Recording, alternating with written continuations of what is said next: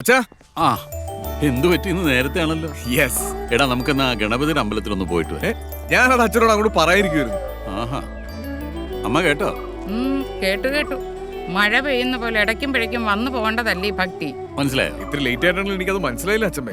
ഇനി മുതൽ ഞാനൊരു റെഗുലർ ഭക്തനായിരിക്കും. നീ പറഞ്ഞോ അവനോട് മറ്റേ കാര്യം? ഇല്ല. എന്നാ പിന്നെ അമ്മ പറഞ്ഞു കാണും. ഞാനൊന്നും പറഞ്ഞിട്ടൊന്നുമില്ല. എന്താ അച്ഛാ? മോളാ കവറിങ് എടുത്തേ. നീ പറ, എന്താ ഇപ്പൊ ഇങ്ങനെ ഭക്തി തോന്നാനുള്ള കാര്യം?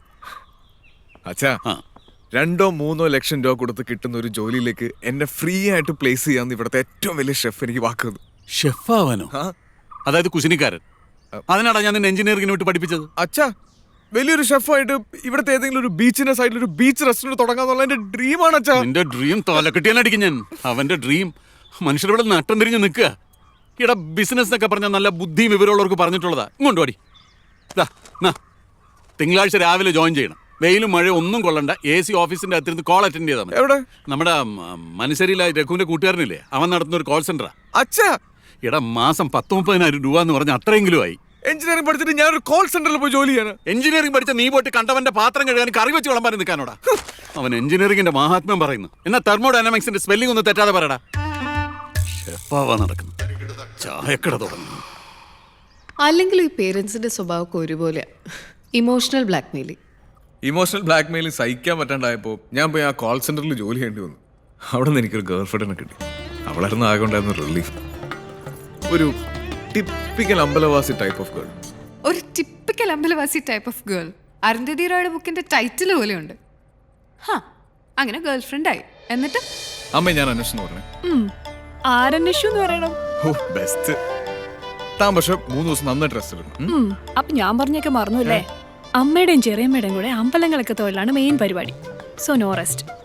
എന്നെ വിളിക്കണം കേട്ടോ. അമ്പലത്തിനകത്തല്ലാതെ വേറെ എവിടെയാണെങ്കിലും ഞാൻ ഫോൺ എടുക്കും. വിളിക്കോ? പിന്നെ വിളിക്കാതെ. എന്താ എന്റെ നമ്പർ എന്ന് പറഞ്ഞ്? നമ്പർ ഞാൻ സ്ഥിരം വിളിക്കുന്ന നമ്പറല്ലേ? അപ്പൊ ഫോൺ എങ്ങാനും കളഞ്ഞു പോയാ എന്നെ വിളിക്കില്ല അല്ലേ?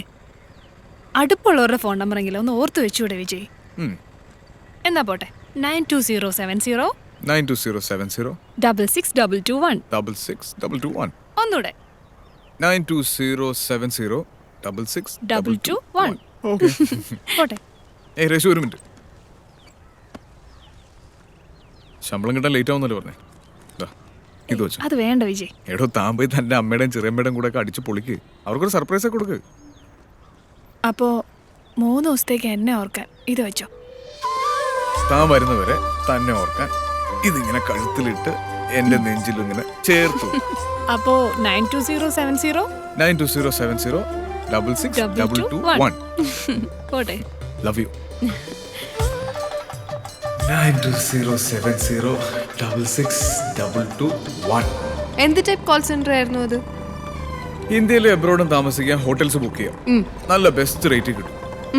അങ്ങനത്തെ ഒരു എന്നിട്ട് സർ, കയ്യിൽ ക്യാഷ് ഒന്നുമില്ല.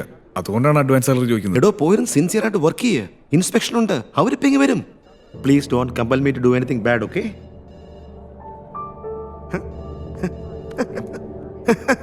എന്താ? ഇതാ അടുത്ത ബിൽഡിങ്ങിലെ കുട്ടിയല്ലേ? താലികെട്ടൊക്കെ കഴിഞ്ഞോ? It's my head. ഓക്കെ. അന്ന് എനിക്കൊരു നൈസ് ഫോൺ കോൾ വന്നു. അതെന്റെ കാര്യങ്ങളൊക്കെ മാറ്റി മറിച്ചു. ഹലോ, നമസ്കാരം. ഹലോ, എൻ്റെ പേര് ജെറി എന്നാണ്. താങ്കളുടെ പേര് പറഞ്ഞതിൽ നന്ദി. ഹോളിഡേസ് ഫോറിലേക്ക് സ്വാഗതം. സർ, എങ്ങനെയാണ് സർ എനിക്ക് നിങ്ങളെ സഹായിക്കാൻ കഴിയുക? എനിക്ക് ക്വൈറ്റ് ആയിട്ട് താമസിക്കാൻ തേക്കടിയിലോ മൂന്നാറോ ഒരു റൂം വേണമായിരുന്നു. ഇച്ചിരി എക്സ്പെൻസീവ് ആണെങ്കിലും സാരമില്ല. Find out. തീർച്ചയായിട്ടും സർ. സർ ഫാമിലി ആയിട്ടാണ് ട്രാവൽ ചെയ്യുന്നത്? അതെ, ഞാൻ ഫാമിലി ആയിട്ടാണ് ട്രാവൽ ചെയ്യുന്നത്. ഓക്കെ, ഞാനിപ്പോൾ 3 റിസോർട്ടുകളുടെ ഡീറ്റെയിൽസ് സാറിന്റെ നമ്പറിലേക്ക് ഫോർവേഡ് ചെയ്യാം. ദയവായി സാറിന്റെ ഫോൺ നമ്പർ ഒന്ന് പറയൂ.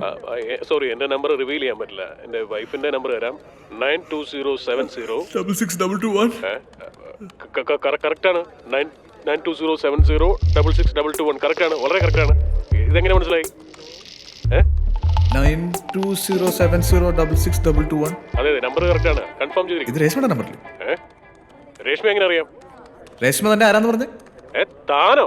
നീ ആരുടെ കോപ്പി താനെന്ന് വിളിക്കാൻ? രേഷ്മ എങ്ങനെ അറിയാന്ന് പറ. നിനക്ക് ഞാൻ ആരാന്നറിയോ? അവൾ എന്റെ വൈഫാണോ ഗേൾ ഫ്രണ്ട് ആണോ നിന്നോട് പറയേണ്ട കാര്യമുണ്ടോ? Bloody idiot. അവൾ തന്റെ അടുത്ത് നിൽക്കണ്ടോ ഇപ്പോ? ഉണ്ടെങ്കിൽ ഫോൺ കൊടുക്കണം. എന്താ? അവളുടെ ഫോൺ കൊടുക്കണം. എനിക്ക് അവളോട് സംസാരിക്കണം.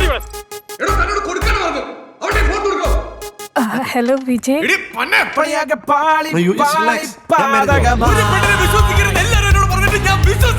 പ്രേമത്തിൻ ഉള്ളിൽ തൊട്ടാൽ അങ്ങനെയാ വഴിയും പോയി സമയവും പോയി പതിയെ നീയും പെരുവഴിയായി ബ്രോ അവള് പോയി അടിപൊളിയായി പ്രണയമെല്ലാം ചളിപിളിയായി ബ്രോ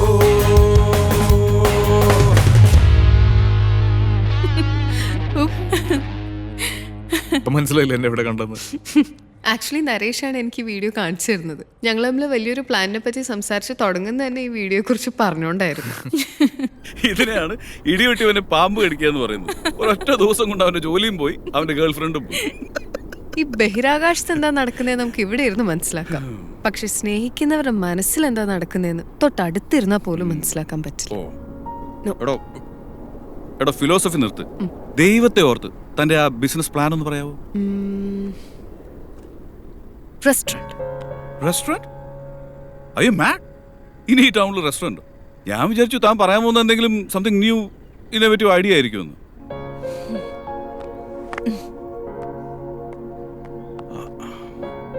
ഏയ് പിങ്കി, പറയുന്നത് മൊത്തം കേട്ടിട്ട് ഒരു അഭിപ്രായം പറയുന്നതായിരിക്കും ഒരു പാർട്ട്ണറിന് വേണ്ട ആദ്യത്തെ ക്വാളിറ്റി. ഓ സോറി, പറ താൻ ഐഡിയ പറ.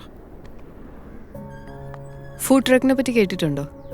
ഈ ഡൽഹിയിലും മുംബൈയിലൊക്കെ ഉള്ള പോലത്തെ ഘനഗാടി, ഫുഡ് ഗാഡി, റെസ്റ്റോറന്റ് ഓൺ വീൽസ്. എക്സാക്ട്ലി. പക്ഷെ നമ്മൾ വേറെ ഒരു തട്ടുകട സെറ്റപ്പ് അല്ല. 4 സ്റ്റാർ ഹോട്ടലിൽ കിട്ടുന്ന അതേ ഫുഡ് ക്വാളിറ്റി നമ്മളും പ്രൊവൈഡ് ചെയ്യും. തീരെ തിരക്കില്ലാത്തൊരിടത്ത് സെറ്റ് ചെയ്യാം. വർക്കിംഗ് ടൈംസ് ഒരു 7 PM to 12 AM.